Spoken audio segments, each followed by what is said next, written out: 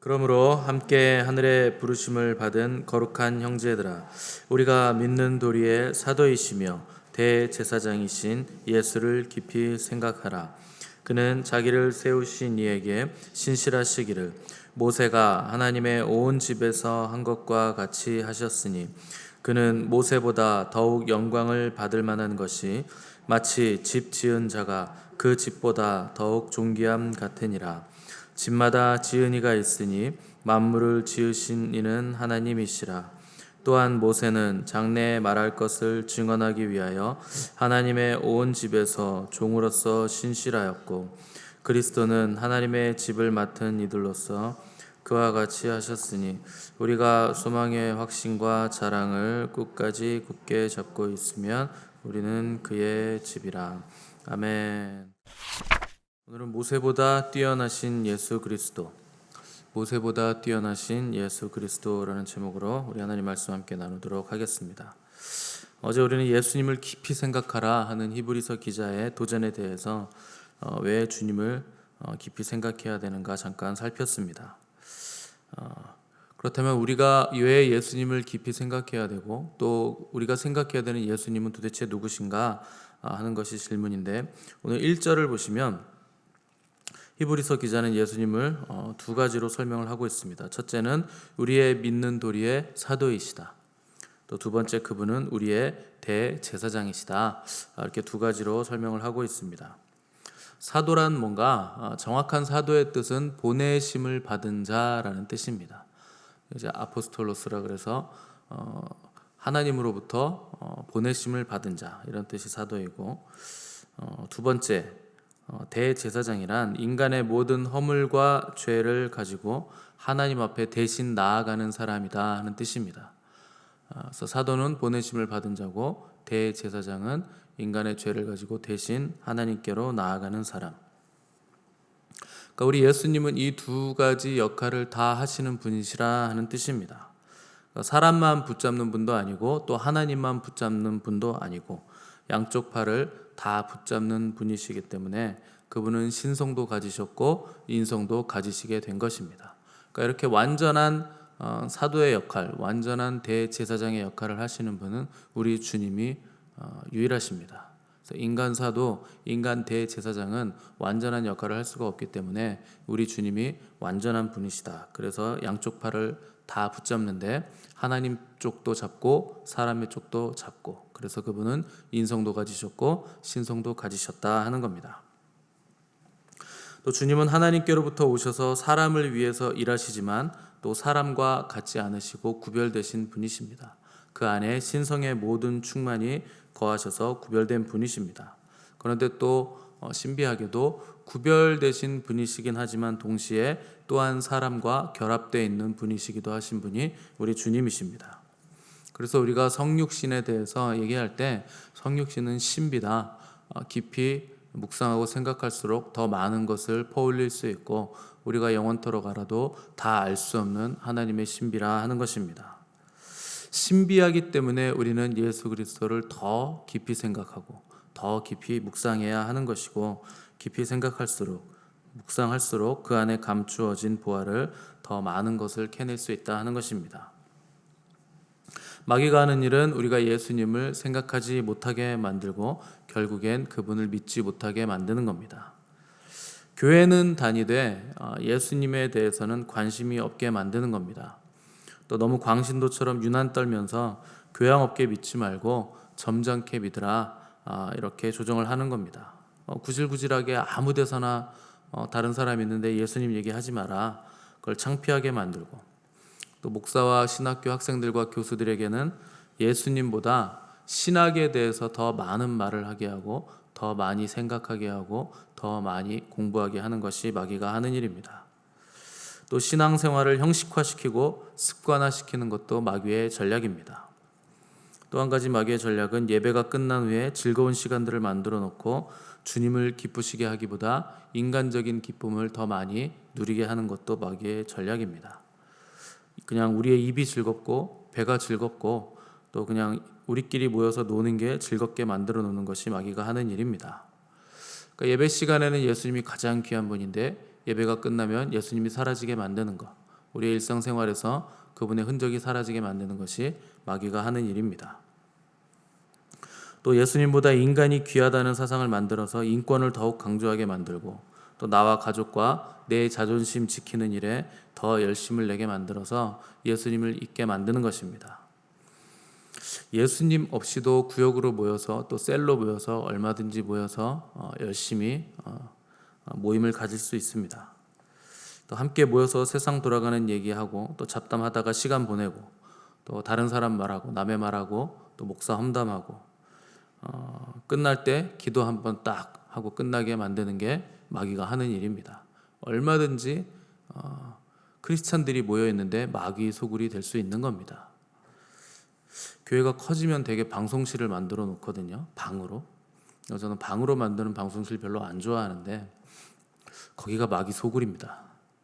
예배 안 드리고 거기서 지들끼리 잡담하면서 예배 시간에 딴짓하는 데가 아주 좋은 데가 방송실입니다. 원래 방송은 이 현장의 소리를 들어야 되기 때문에 독립된 공간으로 별도로 공간이 돼 있으면 안 되고 열려 있어야 됩니다. 마귀가 하는 일은 어떻게든지 그곳의 분위기를 영적인 분위기로 만들지 않는 것, 그리고 그것의 주제가 예수님이 되게 하지 않는 것, 그것이 바로 마귀가 하는 일이라 하는 겁니다. 교회의 중심은 누구이신가? 예수님이십니다. 여러분, 우리는 이것을 꼭 마음에 새겨야 됩니다. 이게 아주 흔한 얘기지만, 많이 들었던 얘기지만 가장 되지 않는 일이기도 합니다. 사람들은 교회 중심을 목사라고 생각합니다. 그러면 큰일 나는 겁니다. 여러분, 목사는 그냥 종입니다. 그냥 통로가 될 뿐입니다. 그래서 여러분들이 목사를 섬기려고 하시면 안 되고 예수님을 섬기셔야 됩니다. 목사도 교회 중심이 아니고 장로도 권사도 교회 중심이 아니고 새신자도 VIP라 그래서 교회에서 극진히 떠받드는데 새신자도 교회 중심이 아니고 그렇다고 헌신자도 아니고 교회 중심은 오직 우리 주님이십니다. 모일 때마다 중심은 우리 주님이 되셔야 됩니다. 그분을 극진히 예배하고 극진히 찬송하고 그분의 이름으로 기도하는 모임이 되지 않으면 모일수록 우리의 영혼은 더욱더 소진되고 고갈되고 밑바닥을 치게 되어 있습니다. 그러면 어떤 사람들이 예수님을 깊이 생각할 수 있는 사람들인가? 1절을 보시면 하늘의 부르심을 입은 거룩한 형제들이라는 표현이 나오는데 이것이 바로 자격 요건입니다. 누가 예수님을 깊이 생각할 수 있는가? 하늘의 부르심을 입은 거룩한 형제들이 예수님을 깊이 생각할 수 있는 겁니다. 여러분이 길거리에 나가서 지나가는 사람 붙잡고 갑자기 예수를 깊이 생각하라 이렇게 한번 말을 해보십시오. 여러분, 직장에서 회의하다가 무슨 안건이 잘 안 풀리고 아이디어가 안 나올 때 우리 예수를 깊이 생각합시다 한번 이렇게 말씀해 보십시오. 그때부터 아마 직장 동료들이 여러분들을 잘 돌봐주려고 할 겁니다. 얘가 미쳤구나 이렇게 생각을 할 거예요. 근데 여러분, 지금 이 자리에서 우리가 옆에 사람에게 예수를 깊이 생각합시다 그러면 뭐라 그럴까요? 아멘 그러겠죠. 왜 우리는 아멘으로 화답하는데 다른 사람들은 미친 사람 취급을 할까요? 하나님의 부르심을 받은 사람들만 아멘할 수 있는 겁니다. 아무나 예수님을 깊이 생각할 수 있는 게 아닙니다. 아무나 이런 권면을 들을 수 있는 게 아니고 거룩한 사람들, 하나님의 부르심을 입은 거룩한 형제 자매들이기 때문에 우리가 예수님을 깊이 생각할 수가 있는 겁니다. 이 하늘의 부르심을 입은 거룩한 형제들이라는 구절을 통해서 우리가 어떤 사람들인가, 우리는 누구인가 하는 것을 정확하게 알 수가 있는 겁니다. 첫째, 우리는 하나님이 부르신 사람들입니다. 우리 입장에서는 언제 내가 하나님의 부르심을 받았는지 정확하게 기억도 나지 않고 정말 내가 부르심 받은 건가? 이런 의심도 들 수도 있습니다. 그러나 오늘 이 자리까지 하나님이 인도하신 것이 그분이 우리를 부르신 그 부르심의 결과입니다. 여러분, 하나님께서 부르시지 않으면 이 꼭두새벽에 꼭두새벽이라고까지는 할 건 없지만 그래도 이 새벽에 날씨도 추운데 겨울 내내 우리가 이 자리를 왜 사모하고 여기에 나와 앉아 있겠습니까? 요새는 방석까지 들고 다니시던데 여러분 열심히 있는 겁니다. 그러니까 왜 그렇게 열심히 있겠습니까? 하나님이 우리를 부르셨기 때문에 우리가 그 부르심에 화답을 하는 겁니다. 목사가 부른 것도 아니고 당회가 부른 것도 아니고 교회가 부른 것도 아니고 우리 주님이 부르셨기 때문에 우리가 여기에 있다 하는 겁니다. 두 번째, 우리는 누구인가? 우리는 부르심을 받은 사람들이고, 두 번째는 거룩한 사람들입니다. 사람에게 거룩을 말할 때는 하나님 같은 절대적인 거룩을 말하는 것이 아닙니다. 거룩이란 뭔가 하나님께 드려지기 위해서 구별됐다, 따로 떼어놨다 하는 겁니다. 구별이 없고 구분이 없으면 변화가 없었다 하는 뜻입니다. 예수님을 믿는데 안 믿는 사람과 별로 다를 게 없으면 세상이 같은 수준이니까 같이 놀고 좋아해 줄 것 같지만 그렇지 않습니다. 예수 믿는데 나랑 똑같으면 겉으로는 티 안 내는데 속으로는 오히려 손가락질합니다. 쟤는 교회는 다닌다면서 왜 저렇게 사나? 나랑 다를 게 없네. 이렇게 판단을 하게 되는 것입니다. 왜냐하면 세상은 자기들은 거룩하지 않아도 예수님 믿는 사람들은 그래도 좀 거룩해야 되는 거 아니냐, 이렇게 생각을 하고 있기 때문에 그런 겁니다. 그러니까 우리는 다른 사람들이어야 하고 달라야 하는 사람들입니다. 그리고 실제로 우리는 다른 사람들입니다. 누가 손해를 봐야 한다면 우리가 손해를 봐야 하는 것이고, 누가 희생을 해야 된다면 우리가 희생을 해야 되는 사람들입니다. 어떻게 우리 같은 사람을 하나님은 거룩하다고 하실까요?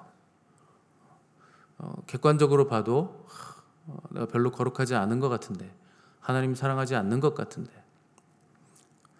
여러분, 하나님 사랑은 우리 안에 사랑의 마음이 갑자기 끓어오르고 견딜 수 없고 진심이어서 하나님 사랑하는 거 아닙니다. 너희가 나를 사랑하면 나의 계명을 지키리라. 여러분, 계명을 열심히 지키면 하나님 사랑하는 겁니다. 여러분, 하나님이 말씀하신 거 열심히 지켜보십시오. 그러면요, 우리 안에서 사랑이 생겨납니다. 교회에서 미운 사람도 내가 그 사람 사랑하는 것처럼 움직여 보십시오. 그 미움 사라지고 사랑이 점점 강해지게 되어 있습니다. 그래서 하나님의 계명을 열심히 지키면 우리는 하나님 사랑하는 것이고, 그분의 말씀대로 움직이면 우리는 구별된 거룩한 사람들이라 하는 겁니다. 어떻게 우리 같은 사람이 거룩하게 됐는가?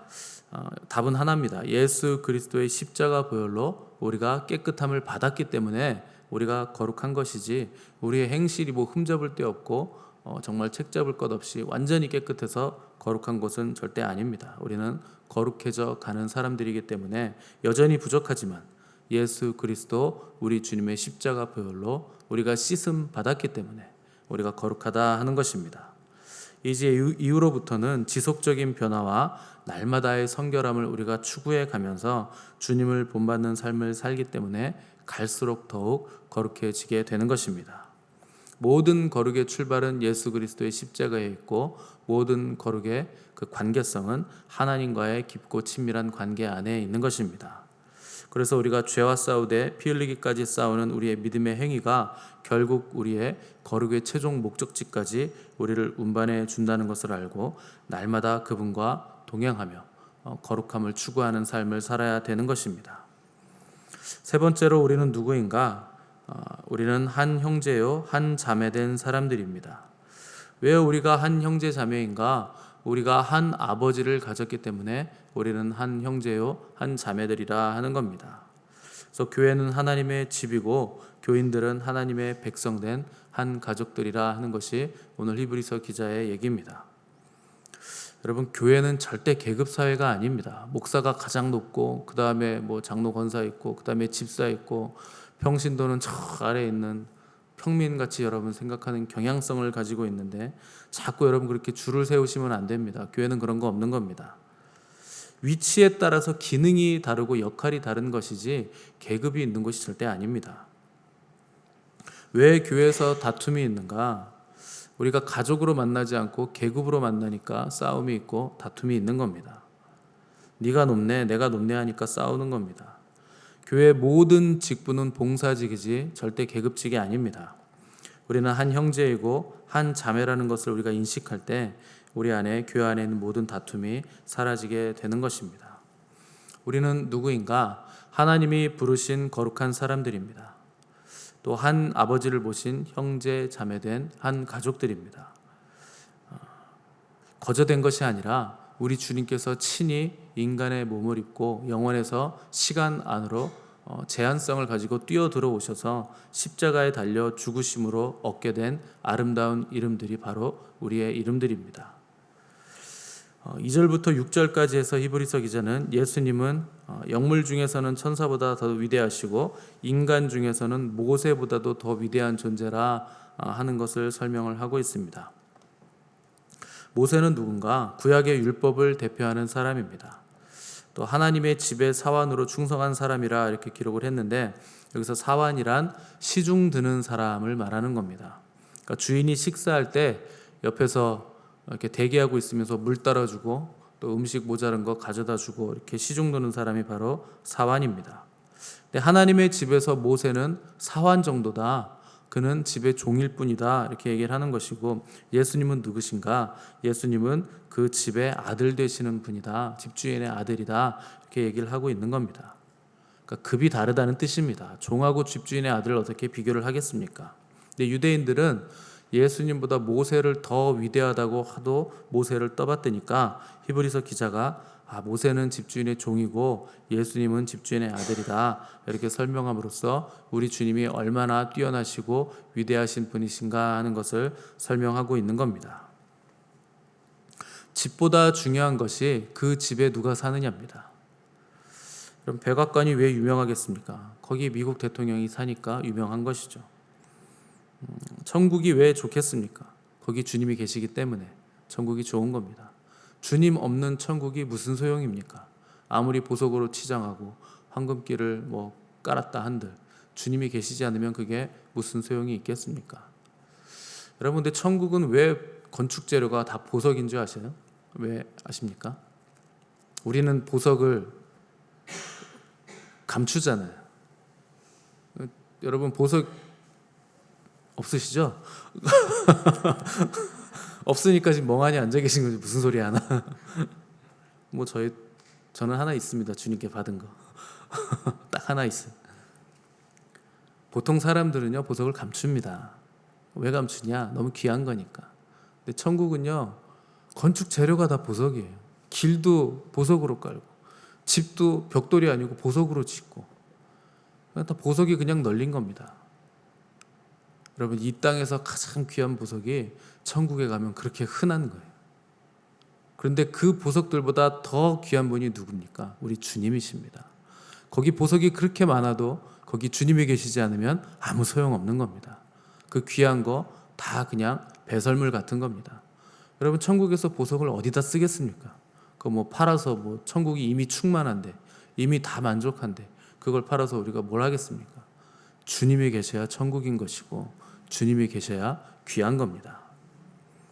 왜 천국이 귀한가? 거기 주님이 계시기 때문입니다. 왜 교회가 좋은가? 여기 주님이 계시기 때문입니다. 여러분, 우리 교회도 얼마 전에 일주일 만에 인테리어 그냥 손봐가지고 그냥 깔끔하게 이렇게 해놨는데 괜찮죠? 이렇게 해놓으니까. 근데 여러분, 인테리어 아무리 좋고 화려해도 주님 계시지 않으면 소용없습니다. 인테리어도 좋아야 되지만 여기 주님이 계셔야 됩니다.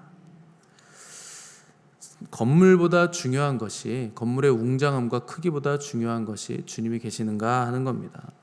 세상이 자랑하는 것이 크기와 규모입니다. 왜요? 내용이 없으니까 그런 겁니다. 가진 내용이 없으니까 크기 자랑하고 규모 자랑하고 깨끗한 거 자랑하고 뭘로 인테리어 했는지 자랑을 하는 겁니다. 그러나 우리의 자랑은 뭡니까? 이 깨끗한 인테리어와 규모와 크기가 아니라 우리 주님입니다. 우리는 건물이나 크기나 웅장함이 아니라 예수님을 자랑하는 교회가 되시기를 바라고, 날마다 우리 믿는 도리의 사도이시며 대제사장이신 가장 뛰어난 예수 그리스도 우리 주님을 깊이 생각하시는 저와 여러분 되시기를 간절히 바랍니다. 함께 기도하겠습니다.